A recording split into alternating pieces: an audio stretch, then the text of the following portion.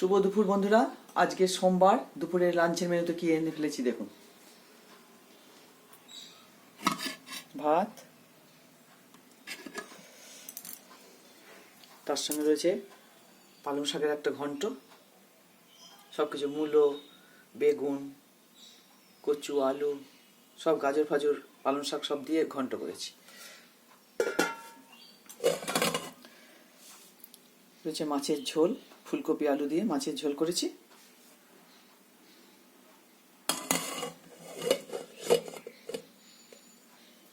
এক পিস মাছ ভাজা রেখেছি মেয়ের বাবার জন্য, আর পালন পনির করেছি। এটা ভাতেও খাওয়া যাবে, রুটিতেও খাওয়া যাবে।